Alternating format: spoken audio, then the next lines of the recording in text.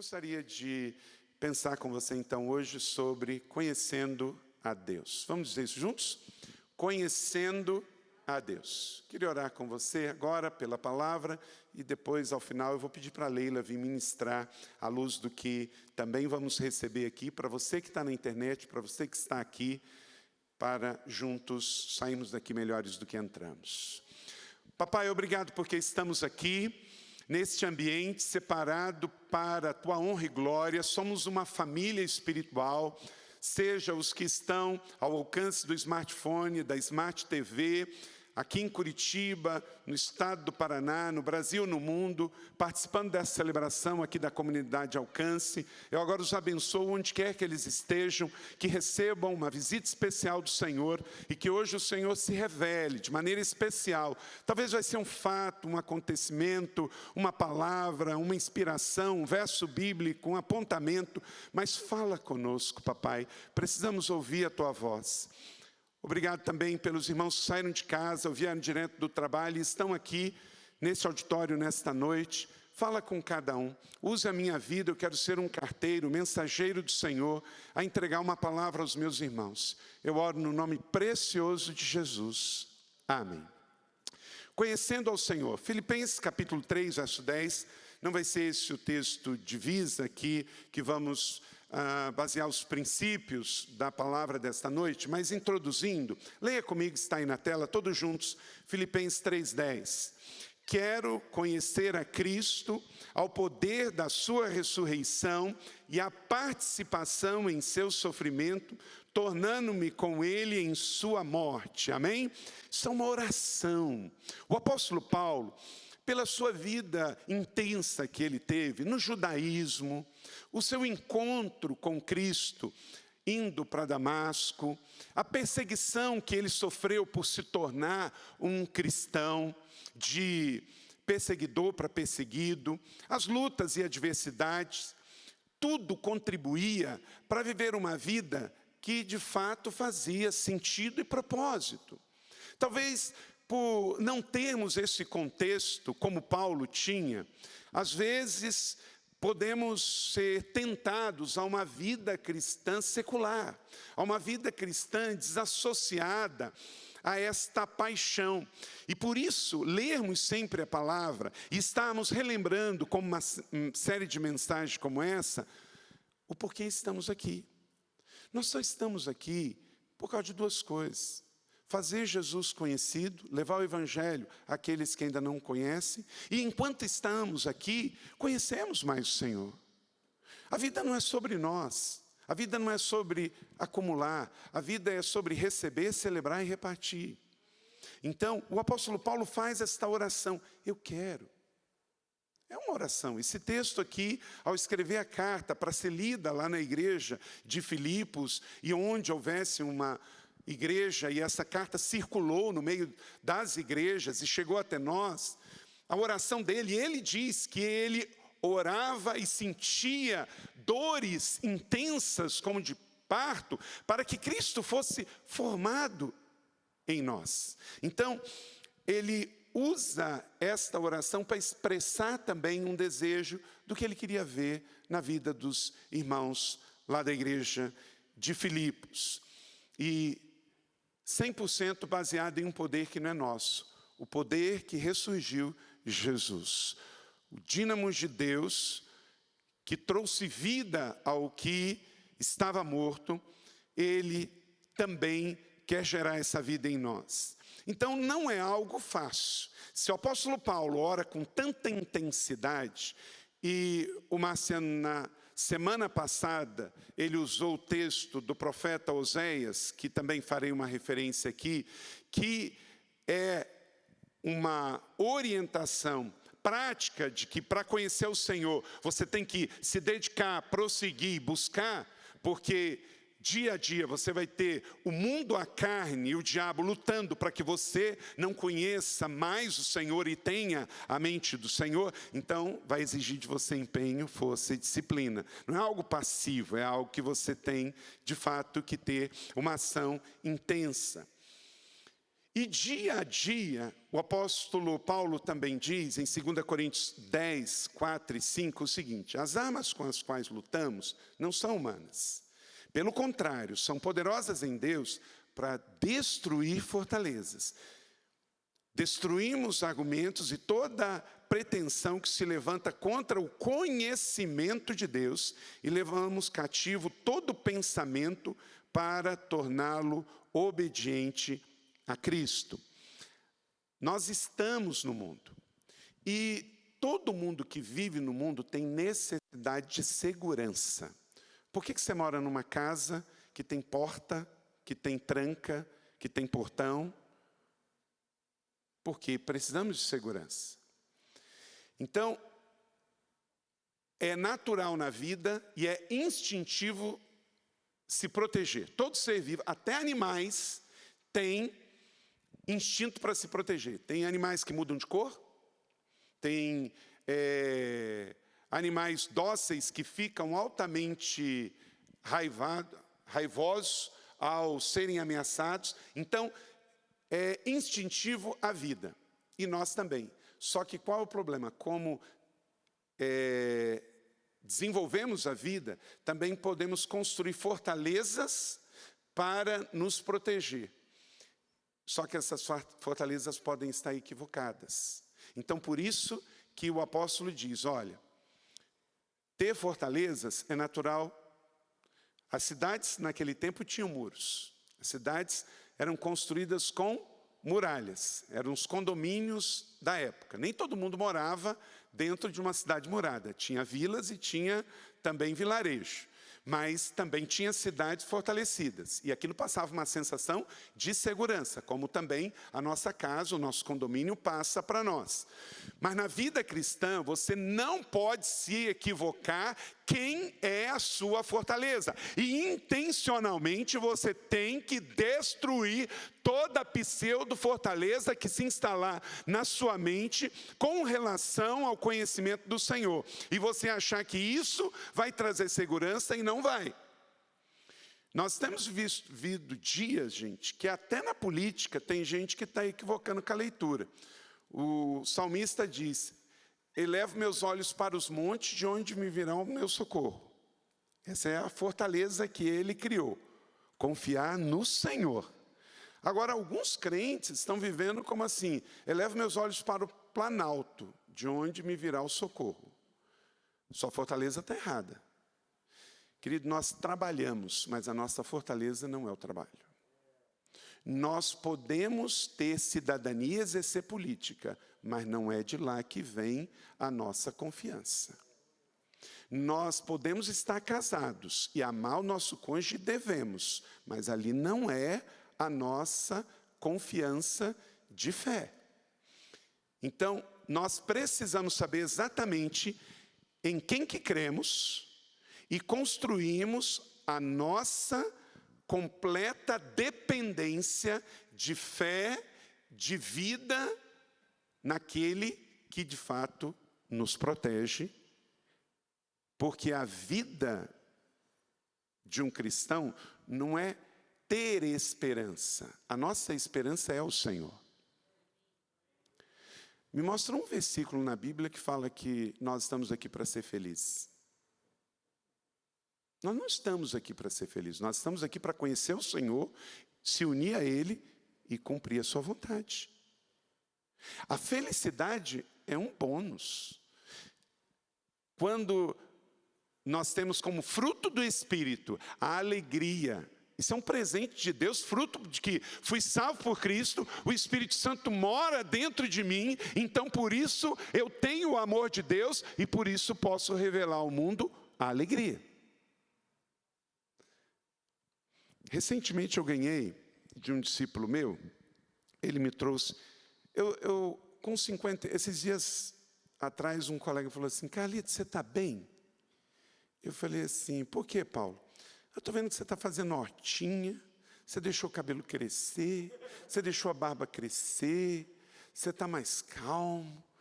Eu falei assim, eu estou ótimo, acho que eu estou na melhor fase. Então tem coisas que eu nunca fiz, estou fazendo, tenho 51 anos de idade, realmente eu nunca deixei a barba crescer na vida, eu nunca deixei o cabelo crescer. Mas as coisas assim vão mudando, né? E também nunca usei um anel que não fosse aliança. Até os 22 anos de idade, nunca tinha usado nenhum anel. Aí, pela primeira vez, coloquei esse aqui. E assim, usei até 51. E nunca tinha usado nenhum outro anel. Aí, me veio um discípulo e me deu esse anel de ouro, escrito em hebraico, pertence ao Senhor. E mesmo nunca tendo usado e não gostando muito, eu entendi de Deus que era algo que Deus estava me dando através dele. E eu passei a usar e me sinto bem confortável. E para mim tem sido muito didático me lembrar. Quando eu olho para essa mão, eu vejo que eu tenho uma aliança com Leila e que eu pertenço a Leila. E olhar para esta aliança e lembrar que eu pertenço ao Senhor. Essa é a única garantia que eu tenho de terminar bem. É fazer do Senhor a minha fortaleza. É fazer dele a minha confiança. E ele não sabia que dias atrás, eu soube que um casal divorciou, eu chamei o casal, eles divorciaram. Eu fiquei passado. Hoje em dia, nós estamos vendo uma geração que não é só o copo que é descartável.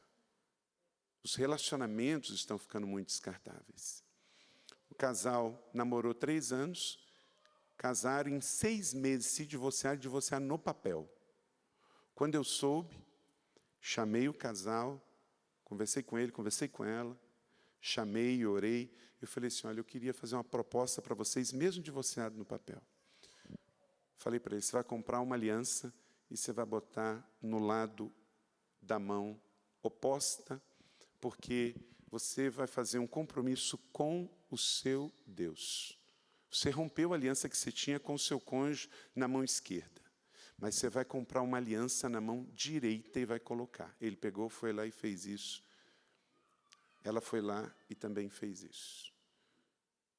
O Sérgio e a França não sabiam disso. 2 semanas depois, 3 semanas depois, eles me vieram com esse presente. E testificou. Na vida cristã, meu irmão, como termina é que conta. E você só vai terminar bem, porque a vida não está fácil. O mundo está jogando pesado contra você, contra a sua família, e contra essa família espiritual, a igreja. Então, cada vez mais, daqui para frente, é uma batalha espiritual todo dia. E você só vai terminar bem se você se lembrar 24 horas por dia, 7 dias por semana, que você tem aliança. Você tem uma aliança com o seu cônjuge. Você tem uma aliança com o teu Deus. E firme nisso, você vai viver nessa dependência a cada dia. Não vai ser fácil.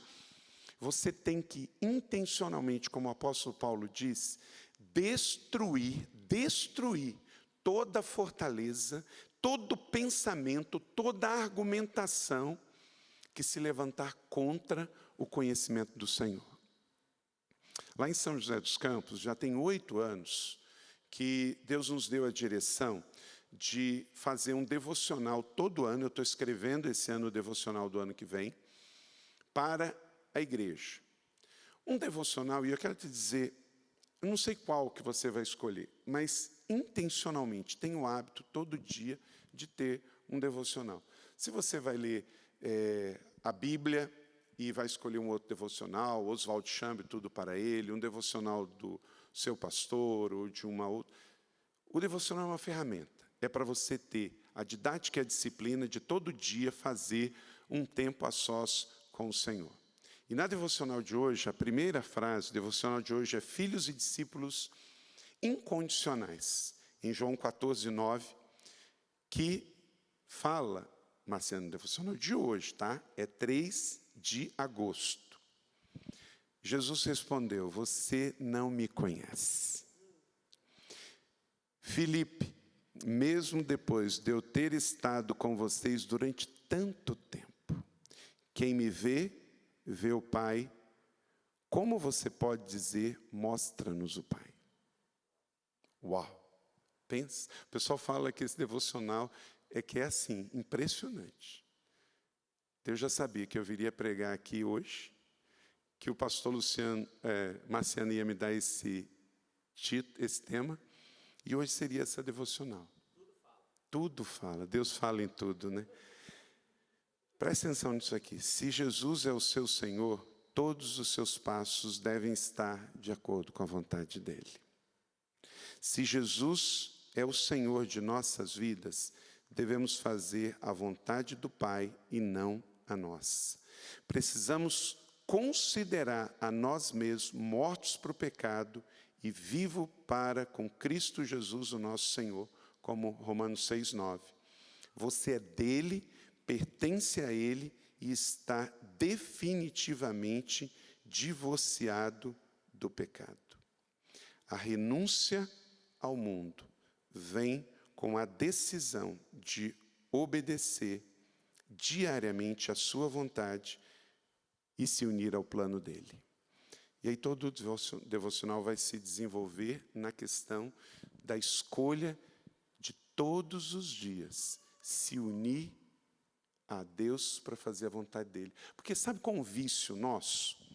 Fazer uma oração e dizer: Senhor, me abençoa. Não é pecado a gente pedir para Deus nos abençoar. Mas se a gente não cuidar, a gente vai virar aquele monte de crente pedinte. Que Deus é um caixa eletrônico, que a hora que tem uma necessidade a gente vai lá digitar uma senha para receber algo. Na verdade, a nossa oração é: Senhor, me faz íntimo seu, para num relacionamento pessoal de amor com o Senhor, me unir ao Senhor e entender o que o Senhor está fazendo, e eu me unir ao Senhor num relacionamento pessoal contigo, para discernir o que o Senhor está fazendo, e eu me unir ao Senhor, porque a coisa mais linda é uma relação sem interesse. Eu me relacionar com Deus, para pedir a Deus, para Ele abençoar o meu plano, é um negócio meio interesseiro, mas eu me relacionar por amor, por conhecer mais o Senhor e entender o que Ele está querendo da minha vida, onde Ele está agindo, eu me unir a Ele, eu valorizo o meu relacionamento com Ele. Coisa mais linda é como um amigo, quando ele chega para você e fala assim: Carlito, o que você está fazendo? Eu posso te ajudar? É muito diferente do que um amigo que chega e só pede algo. Nós somos pessoas, vamos ajudar os nossos amigos, e é ótimo quando a gente pode ajudar alguém. Mas é muito bom quando alguém chega e também fala assim: olha, o que Deus está fazendo na sua vida? Qual é o plano e o projeto? Eu quero também saber para me unir. Então, Deus é o nosso Pai, Jesus é o nosso irmão mais velho, nosso amigo, o Espírito Santo está entre nós, o Deus Trino tem uma família aí, quer que a gente se una a Ele, descubra o que Ele está fazendo, e aí com prazer sermos usados para isso. Então, deixa sua Bíblia agora aberta em Efésios capítulo 4, 10 a 32. Eu não vou ler este texto, mas nesse texto nós vamos, então, refletir um pouquinho mais sobre isso. Lembrando que para conhecer o Senhor, você precisa, de fato, como falamos aqui, você tem que se dedicar e se esforçar. Em Jeremias 9, 24... diz: se tem alguma glória na sua vida, que essa glória seja em conhecer o Senhor, amém? Se tem uma glória na sua vida, que seja em buscar e conhecer o Senhor, como Jeremias 9, 24 diz. E Jeremias também vai dizer em Jeremias 24, 7, que Deus vai te dar, isso é muito profundo, olha para cá, em Jeremias 24, 7, que Deus te dá um coração capaz de conhecê-lo. Isso é lindo demais, porque o Senhor é tão poderoso, é tão grande, que às vezes a gente se sente tão incapaz de poder se unir a Ele, se relacionar com Ele e de conhecê-lo. Mas Deus disse, na sua palavra, que eu tenho um coração capaz de conhecê-lo. É possível sim, mas nesse mesmo texto, Jeremias diz que preciso me esforçar. Por quê? Por causa das fortalezas na mente, por causa das distrações, por causa das mídias sociais, por causa do nosso emocional instável. Muitas vezes estamos piores do que a bolsa que cai e o dólar e a gasolina que sobe, somos instáveis, e nessa instabilidade, às vezes temos obstáculos em conhecer o Senhor. E por isso, Oséias diz no capítulo 6, verso 3, que devemos buscar cada vez mais prosseguir para conhecer ao Senhor. Então, olha aí no verso 10, no texto que eu pedi para você abrir, Efésios capítulo 4, verso 10. Leia comigo, todos juntos. Aquele que desceu é o mesmo que subiu acima de todos os céus, a fim de encher todas as coisas. Então, nesta carta maravilhosa que o apóstolo Paulo faz aos Efésios, o apóstolo Paulo anima os irmãos da igreja em Éfeso, lá na Ásia Menor, sobre esse relacionamento com o sobrenatural e com o Espírito Santo. Ele traz um tesouro para nós muito grande hoje. Para você conhecer e crescer no conhecimento do Senhor, você precisa crer no agir do Espírito Santo. Todo movimento do céu para a terra, como esse que ele fala, em Atos capítulo 1, o que aconteceu? Jesus subiu. Em Atos capítulo 2, o Espírito Santo desceu. Todo esse movimento céu e terra, profético e apostólico, que a igreja presencia, tudo isso tem em instância que o Senhor quer se revelar a nós e nos dar a conhecer. Então, creia no agir do Senhor e do Espírito Santo e todo movimento que envolve o sobrenatural de Deus para nós. Uma outra coisa, o verso 11 e 12, creia e receba e também desenvolva na vida cristã os dons que o Senhor entregou. Os versos 11 e 12 fala dos dons de governo, que entregou para quê?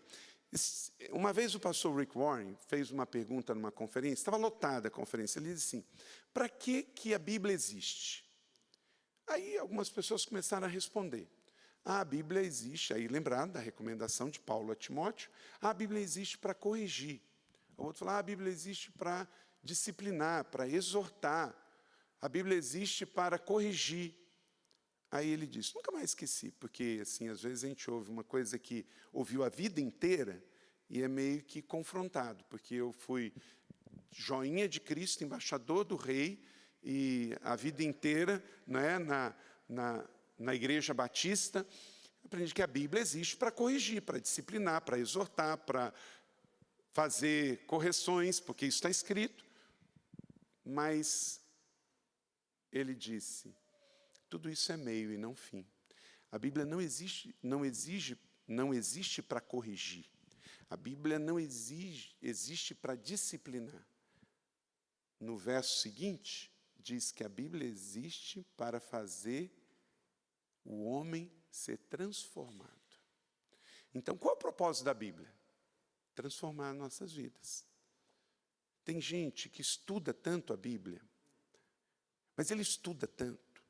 Ele estuda tanto e tanto e tanto e tanto e tanto, que eu acho que quando ele chegar no céu, ele vai querer dar aula para Jesus. Porque o propósito na Bíblia não é para você estudar num fim em si mesmo. Esse é o meio. O propósito é que você, ao estudar, você conheça o Senhor.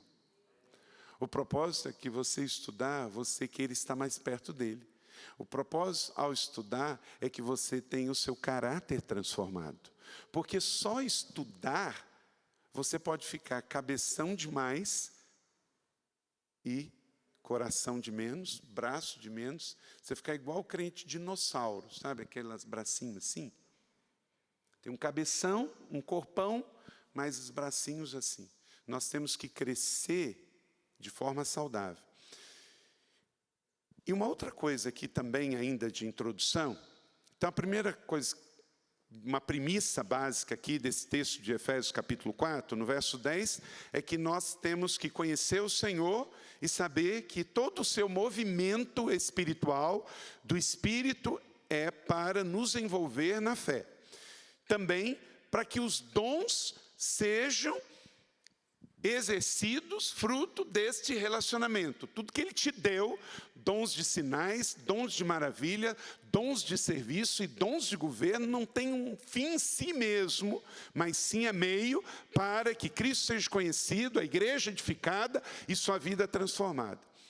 E o verso 13 para que o alvo seja alcançado. Todos precisamos crescer na unidade da fé, mirando o nosso alvo, que é a plenitude de Cristo em nós. Verso 13. Até que todos, diga comigo, até que todos. Até que todos. Então, nós estamos aqui para não deixar ninguém para trás. Ninguém da comunidade alcance para trás. Ninguém da família de Cristo para trás. Conhecer a Cristo, conhecer o Espírito Santo, conhecer os dons que o Espírito Santo traz, os frutos que o Espírito Santo traz, para que o alvo seja alcançado, até que todos possamos chegar lá. Até que todo mundo chegue, todos cheguemos e alcancemos a unidade da fé, o pleno conhecimento do Filho de Deus, e cheguemos à maturidade, atingindo a medida da plenitude de Cristo. Então, Efésios capítulo 4, verso 13, diz que conhecer o Senhor é um alvo de Deus para a minha vida e para a sua vida. Você não pode pensar a vida cristã como um lugar de consumo. Gente, nós temos um prejuízo muito grande quando transformamos a igreja num supermercado da fé. Um lugar de vir buscar a última notícia de poder, receber a bênção.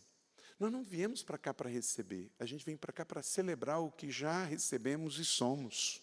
E saímos daqui para repartir. Uma igreja saudável não é contada pelo número de pessoas que vêm ao culto, mas pelo número de discípulos que são enviados à comunidade ao final do culto. Então, é um alvo, é uma busca. O apóstolo Paulo fez isso, e ele enviou as 13 cartas nesse sentido, até que todos alcancemos uma unidade de fé e um conhecimento do Filho de Deus. Então não é sobre o que eu vou ganhar. Gente, uma vez eu passei pela experiência de orar por uma senhora e terminar a oração e ela me perguntar quanto que era.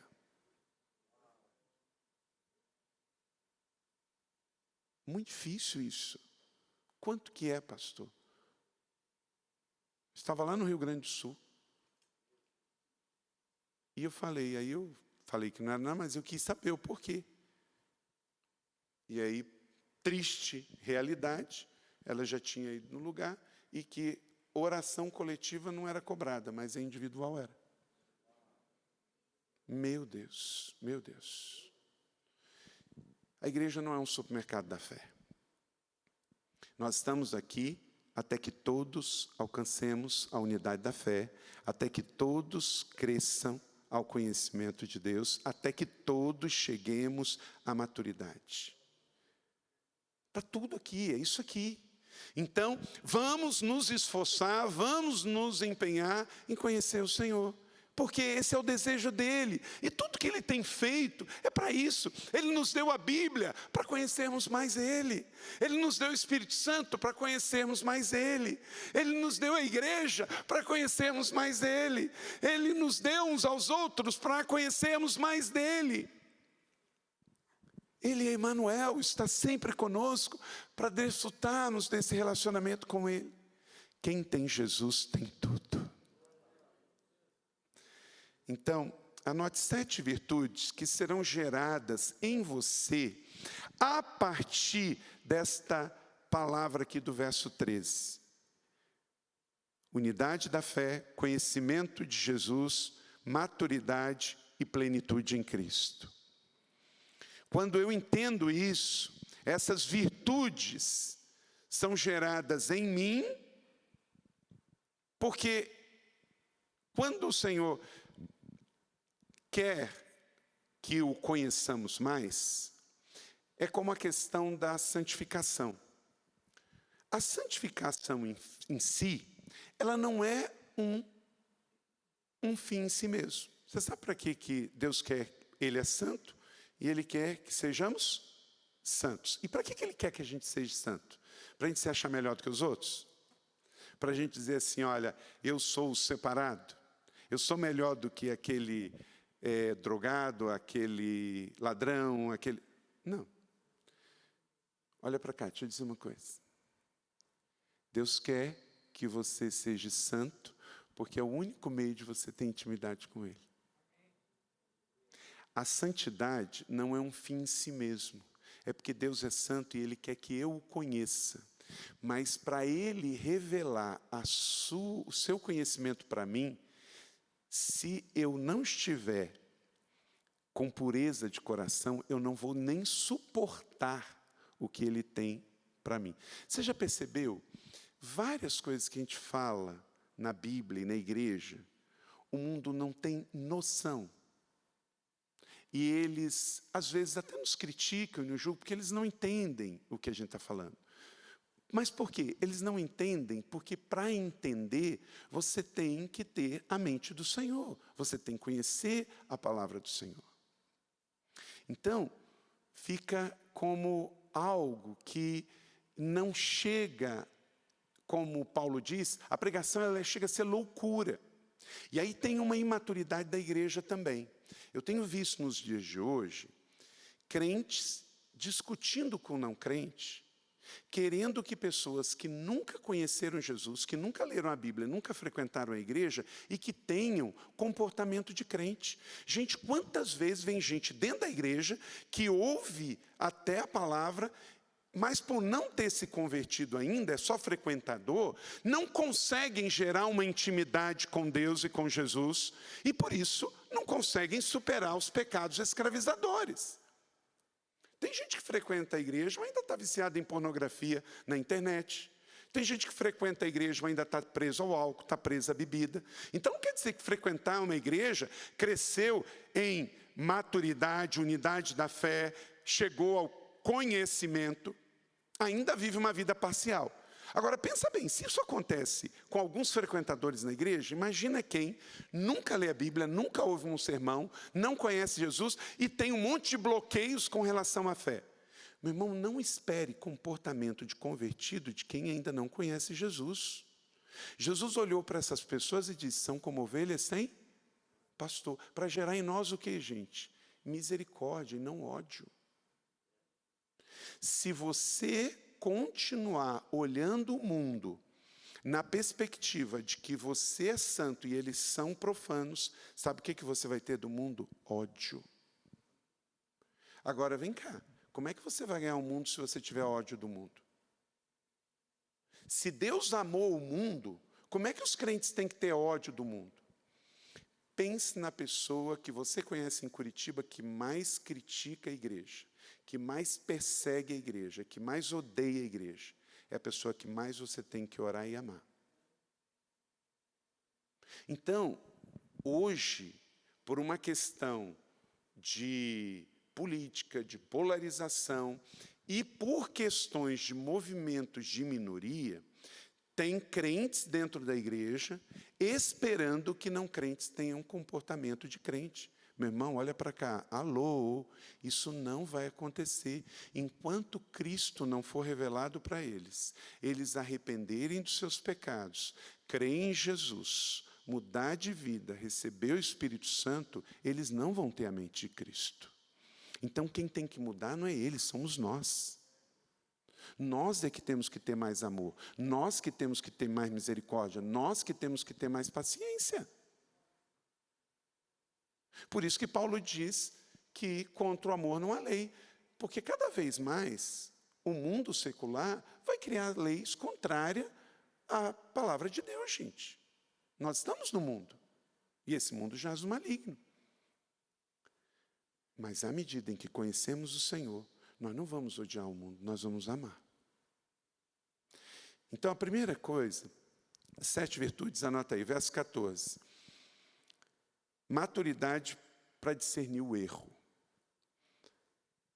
O propósito é que não sejamos mais como crianças, levados de um lado para o outro pelas ondas, nem jogados para cá e para lá pelo vento de doutrina e pela astúcia e esperteza dos homens que induzem ao erro. Gente, olha, mais atual do que isso aqui, impossível.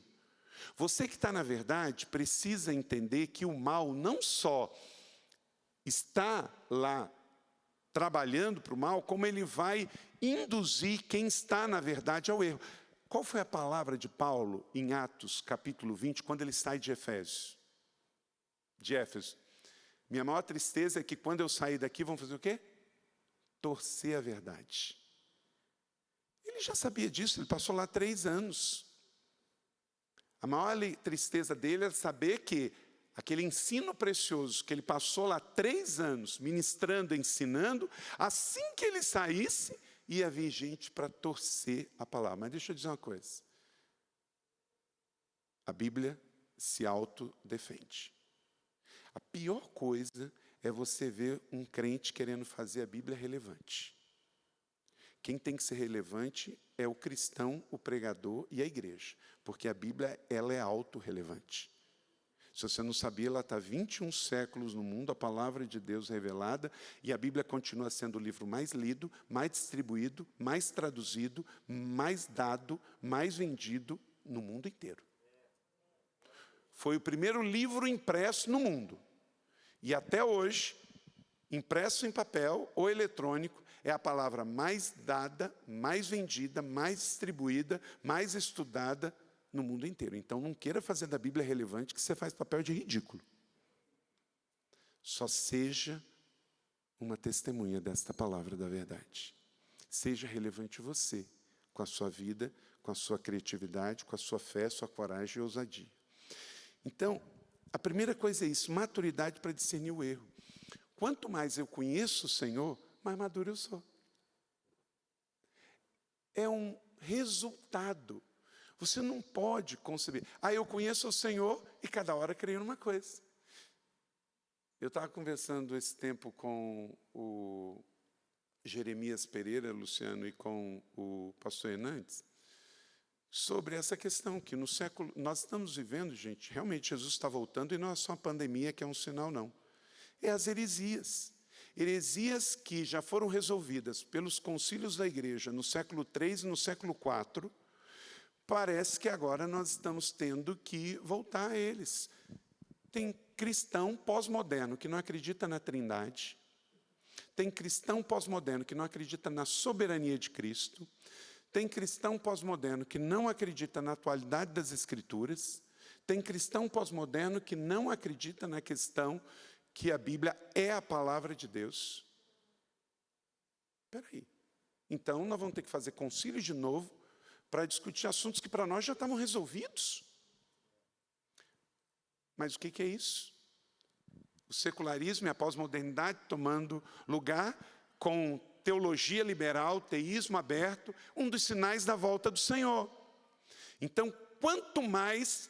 Olha para cá, quanto mais você conhecer o Senhor, menos imaturo você será. E se menos imaturo for, você estará firmado na rocha. E não será levado pela astúcia do mal e com ventos de doutrinas que vêm e que vão. Doutrina é coisa importante, meu irmão. Não se edifica uma vida cristã saudável com doutrina ruim. Não se edifica uma vida cristã saudável, uma igreja saudável com doutrina ruim. Você tem que saber quem Jesus é, quem o Espírito Santo é, quem é a palavra, a Trindade, de onde você veio, o que você está fazendo aqui, para onde você vai. Por que a Bíblia fala que nos finais dos tempos Jesus denuncia que virão falsos profetas? Jesus está dizendo que no fim dos tempos não teria mais profetas? Não. Ele disse que todos seriam falsos profetas? Também não. Ele só disse que teria falsos profetas. Aí o que você precisa? Você precisa conhecer o Senhor, para que o propósito você não seja criança, infantil, levado por ondas de doutrinas, pela astúcia do mal, pela astúcia do mal. Você seja estável. Faz assim comigo, estável. Estável. O mundo vai continuar instável, mas você tem que estar estável. Consequentemente, você vai conhecer o Senhor, você vai se tornar uma pessoa mais madura, mais estável.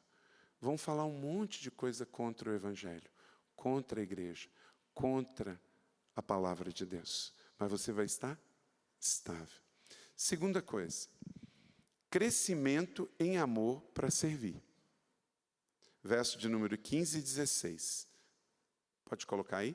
Antes, seguindo a verdade em amor, cresçamos em tudo naquele que é a cabeça, Cristo.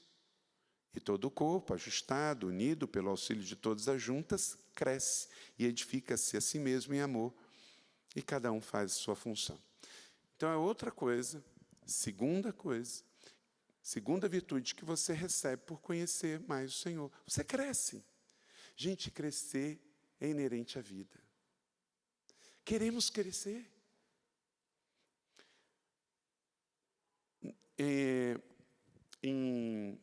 estava ouvindo Bill Johnson esse tempo, ele me falou uma ilustração. Eu já tinha ouvido falar sobre isso, mas não tinha percebido os detalhes. Ele disse que no norte do México tem uma floresta que tem as borboletas monarcas. Elas saem do norte do México e elas sobrevoam todos os Estados Unidos.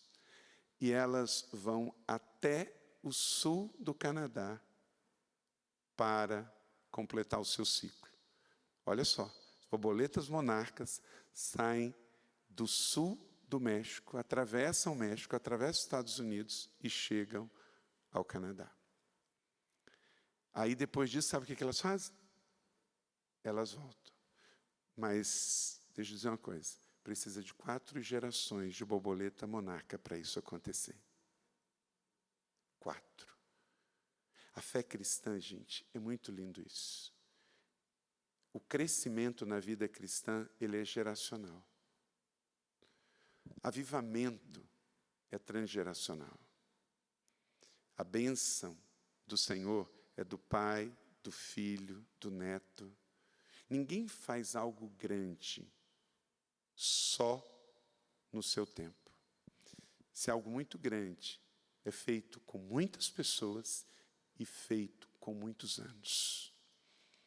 Para a borboleta monarca cumprir o seu ciclo e não desaparecer da América do Norte, ela precisa de 4 gerações para alcançar o seu destino. Então, como corpo, você tem que fazer a sua parte. E para fazer a sua parte, você tem que crescer. Você não tem que ficar reclamando. Você não tem que estar olhando o que está faltando. A fé cristã não é para a gente vir para cá para ver o que está errado. Não, eu estou aqui para dar a minha contribuição. Todo o corpo bem ajustado, todo o corpo crescendo. Porque se um membro do corpo não cresce, ele se torna um peso para o outro.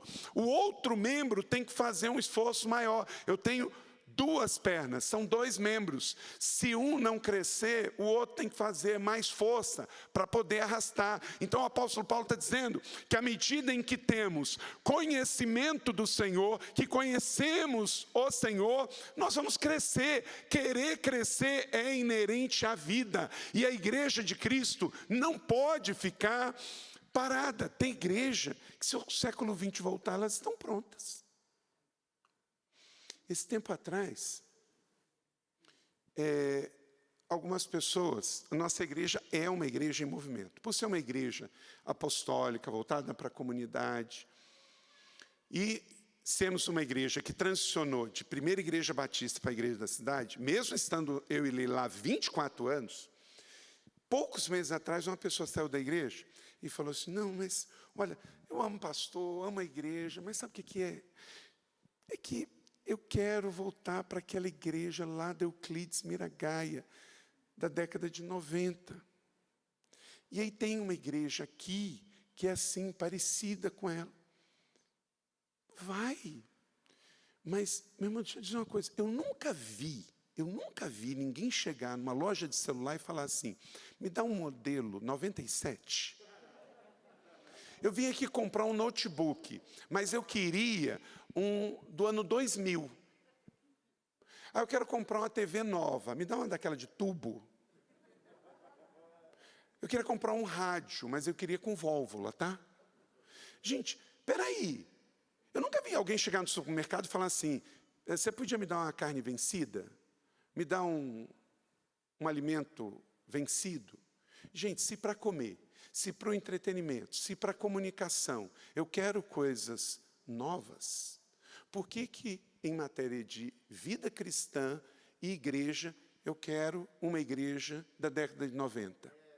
Porque eu não estou procurando uma igreja para ser relevante para a causa de Cristo. Eu estou procurando uma igreja para cuidar do meu saudosismo. Isso é uma distorção do que é ser igreja. A eclesia é os chamados para fora. A igreja precisa ser uma igreja que faça as perguntas para esse tempo e entregue as respostas para esse tempo. Porque a igreja não pode ser jornal de ontem. Nós temos uma fé antiga, mas não uma fé velha. A Bíblia tem respostas para o homem de hoje. Então precisamos crescer. E à medida que a igreja cresce, técnicas, estratégias, estrutura. Hoje temos o LED. Ok, amanhã vai ter outra coisa. Mas a palavra vai continuar sendo a mesma.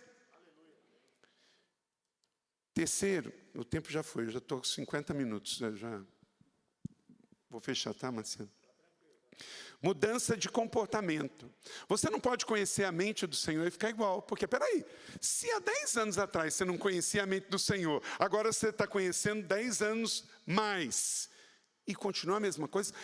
Conhecer o Senhor vai te levar a metanoias, a mudança de mente. Por quê? Quando eu nasci, eu não conhecia a mente do Senhor, porque eu já fui concebido em pecado gerou a minha mãe.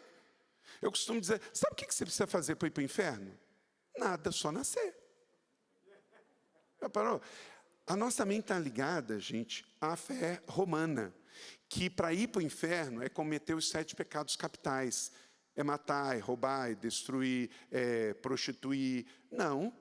Se você nasce e não se arrepende dos seus pecados originais, e Jesus passa a ser seu Senhor e Salvador, você vai morrer e vai para o inferno. E não porque o pastor falou, mas porque a Bíblia diz. Porque todos pecaram. Não é isso que está em Romanos 6:23? É isso aí, ué.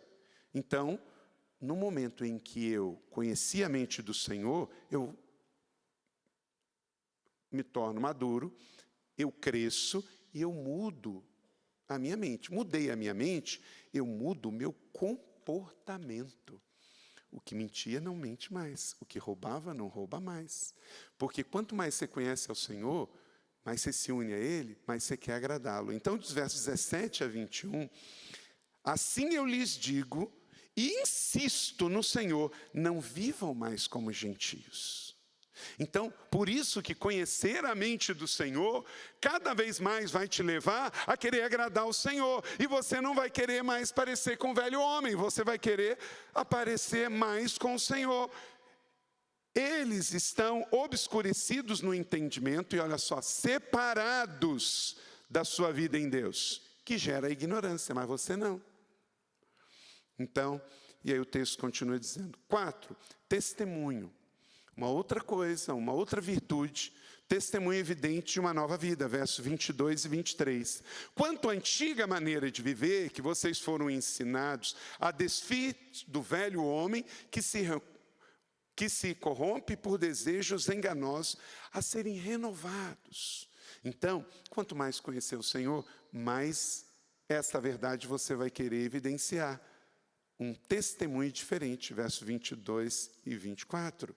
Você vai querer evidenciar que você tem uma mente nova, uma vida nova. Você tem uma roupa nova, um comportamento novo. E, de novo, aparece a palavra santidade mais 2 vezes. Porque não pode desassociar conhecer a mente do Senhor é querer ser santo com Ele.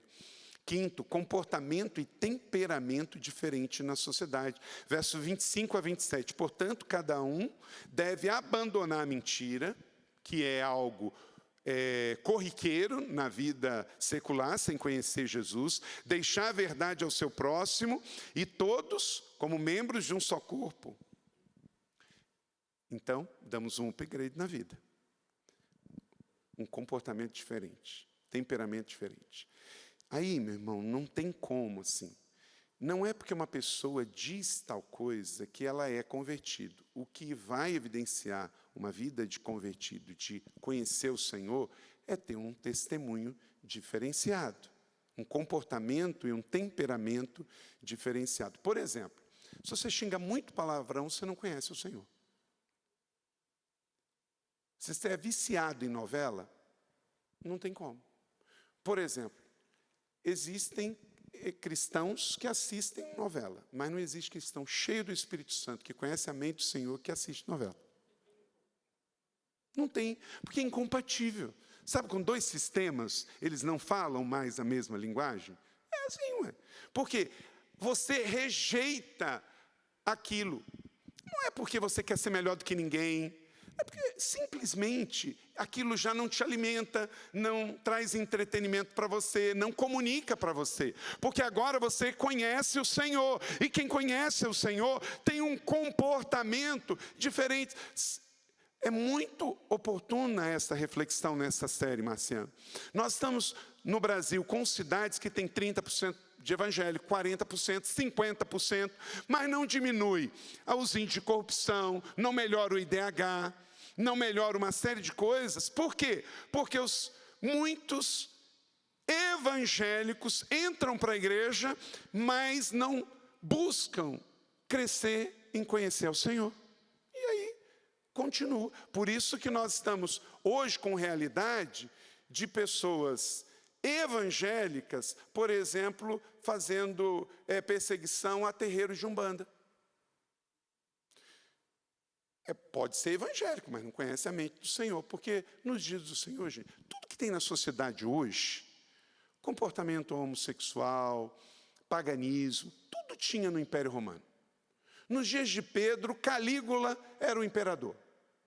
Você sabe que o nível era bem complicado, não é? Então, o que você pensar de profano no Brasil, de liberal, de decadente, de abusivo, tinha. Quando eu fui a Sardes, fui com Leila, com o doutor Elias, lá a gente estava, a cidade das 7 que tem o ginásio romano mais preservado. E aí, a gente estava conversando lá sobre o que os pedagogos faziam. As meninas ficavam em casa ajudando as tarefas domésticas, e os meninos eram levados para o ginásio.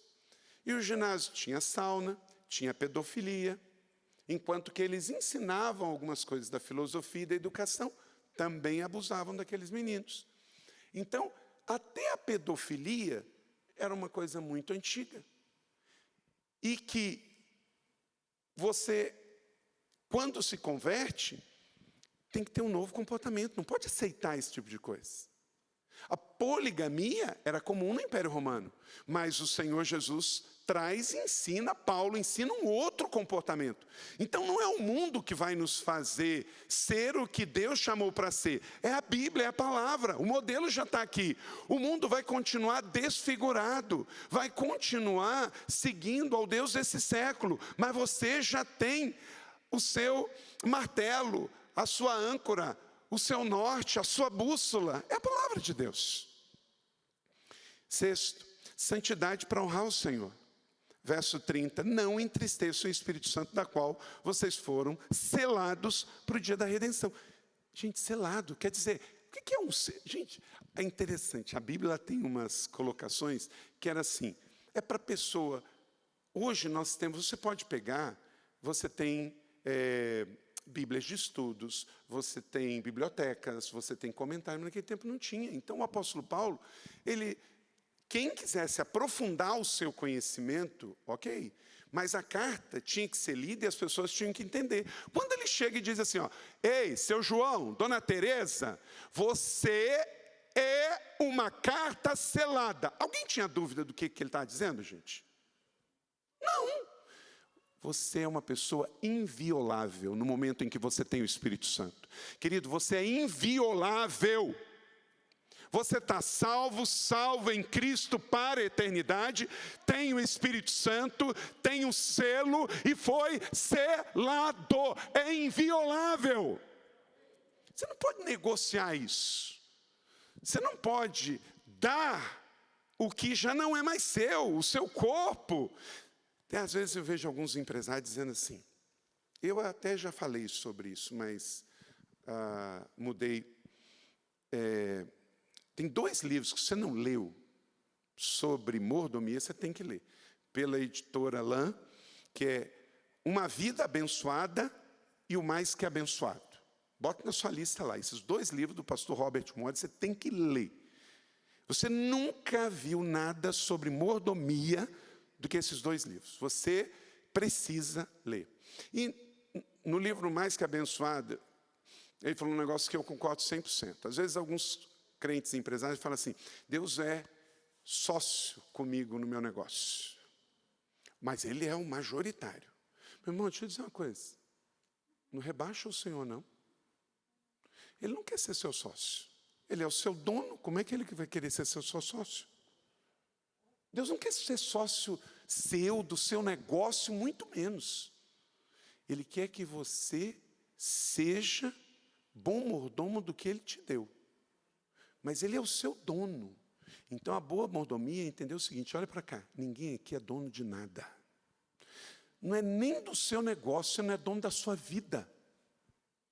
Então, a atitude de uma pessoa que toma conta de algo para prestar conta é uma atitude de zelo, de cuidado, de responsabilidade. Então, você tem que cuidar do seu corpo, porque você vai dar conta a Deus. Você tem que cuidar dos seus filhos, porque você vai dar conta a Deus. Você tem que cuidar do seu dinheiro, da sua empresa, do seu ministério, porque tudo pertence ao Senhor.